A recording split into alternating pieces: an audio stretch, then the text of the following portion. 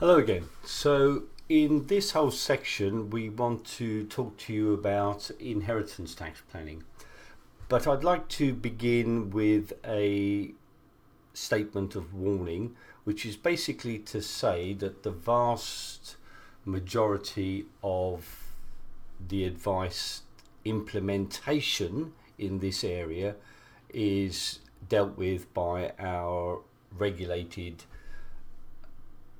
partners who work under the Financial Conduct Authority rules, because many of the plans, the best ways to implement those are via regulated products. However, what Blue Bond can do is to deliver generic advice in this area, so nothing you hear in this series of videos in this section should be regarded as personal advice. Sometimes I may slip into saying you, but when I mean you, I mean generally speaking, as opposed to you personally. So I must caveat that and say that everything that you hear in this series of videos should not be regarded as personal advice, because at the moment you're dealing with Blue Bond and not our regulated partners. But should you require a referral to those partners, we would seek your agreement in that area and talk to you about it so that you fully understand how all of that worked. So with those warnings over, I want to get into the actual overview of inheritance tax. So really what this slide encompasses, as it says, it's an overview of inheritance tax and what people should try and achieve. Generally speaking, for married couples, and in most cases advice for Blue Bond is for married couples, because usually civil partners don't have children, although I understand they can adopt them, and generally we don't tend to deal with single people too often because once again there's not children. However, we do deal with quite a few people who are divorced from previous marriages and who are widows or widowers. So bear in mind that when I talk about the allowance of 1 million, I mean it's two people's allowances added together. So obviously if you're a widow or widower, you would still get both of those your previous spouse's allowances. But if you were divorced, then just think of the figures as 500,000 rather than 1 million. So why do we want to get to under 1 million? Well, very simply, if each person has an allowance of 325,000, the nil rate band, and they own a property and therefore they have an allowance for the residential nil rate band, then those two added together add up to 500,000, which two people together is 1 million. So how does a person, or how do people try and get their assets under 1 million?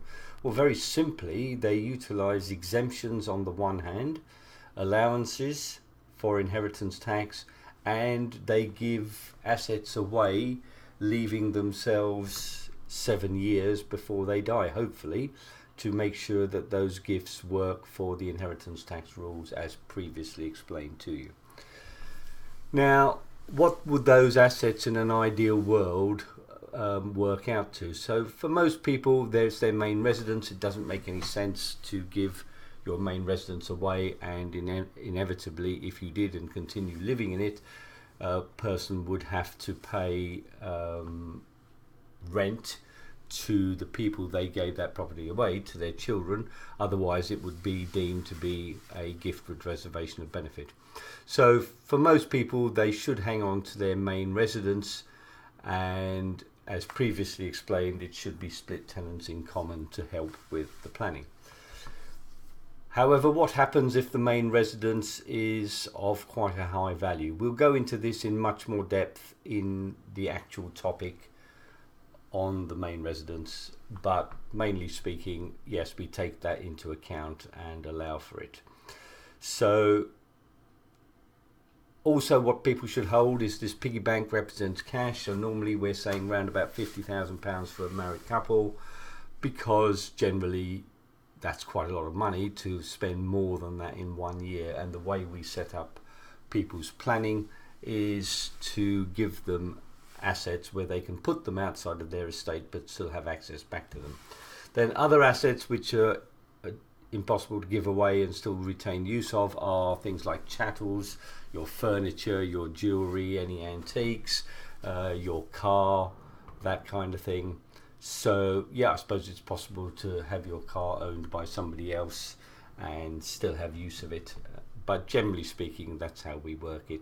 So all of those assets we will try and advise our clients to keep those assets under £1 million, because obviously there's no inheritance tax. So the idea is that you die with less than 1 million. Now, for most clients, obviously their assets are over that now. So what do they do about it? That's really what the planning is about, and how do we reduce that estate down? So one of the first things that clients could consider is the use of something called a reversionary trust. Now, effectively, a reversionary trust is a discretionary trust, and all the other protections apply, as we previously explained. However, it does have one major benefit in allowing people to get back a predetermined level of capital back in each year. And if they choose not to take that reversion back, the asset simply stays within the trust, and after 7 years all of that assets, if they're never touched and never taken out, are outside of the estate in the normal way. But you can see how this quite unusual and specific trust is very beneficial, because it enables clients to still have access to their capital wealth if they require it. They simply don't have access to all of it in one go. And again, we are limited by the amount that one can place into one of these trusts, but usually we would be advising most people, if they can afford it and if there are no capital gains tax issues, to place the maximum possible into this type of trust, because it gives the maximum flexibility in terms of their planning. We will discuss that in a lot more depth in the actual topic. Other things you can do once you've made that, that people can do, is to gift assets away every 7 years because of the trust issues, and they can do that either directly or through trusts. And again, all of that is open to discussion, but you can see by gifting assets away, that's again reducing assets down.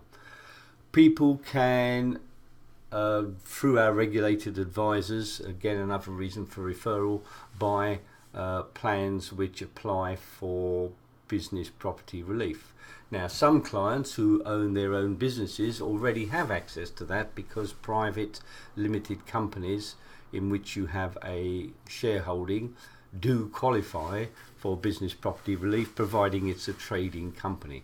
So our regulated partners would talk you through those plans, but generically speaking, after 2 years of inception of those types of plans, they fall outside of your estate in terms of inheritance tax. However, they are still subject to probate fees, because they still form part of your estate for probate, and therefore it would make even sense, and this is quite advanced planning, to place those types of plans into a trust for the value to be protected for your beneficiaries down the line.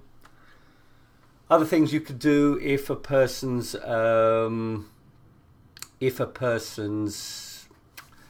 assets and income vastly exceed their needs, then they can utilise their annual exemptions. Now again, that doesn't sound big at £3,000 per year each, but over a number of years it certainly adds up to a significant sum, and by using your annual exemptions, those are immediately outside of your estate from the date of the gift.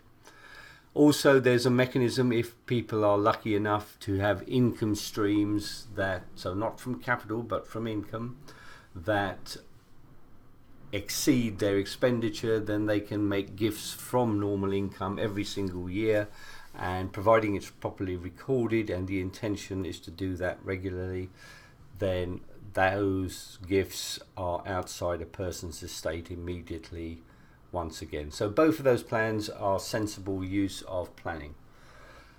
Last and certainly not least, all of these types of plans take time to implement before they're effective. If you make gifts into trust or make a direct large gift, you are already aware that it takes 7 years for that to be outside of your estate. So once again, there's a reason for us to refer you to our regulated partners, the financial advisors, the independent financial advisors, sorry, to discuss ensuring that value for you. So if you died before those gifts fell out of your estate, that those people could effectively have insurance to cover that liability. So that's really overall the advice. Main points to take away from this video is that the aim ultimately is to reduce a person's assets down to, a couple's assets down to under $1 million, and gift other assets away directly or via trusts, or get our regulated partners to discuss insurance. So all of those plans are open and available to you, and those will be discussed in the individual topics. Okay, bye for now.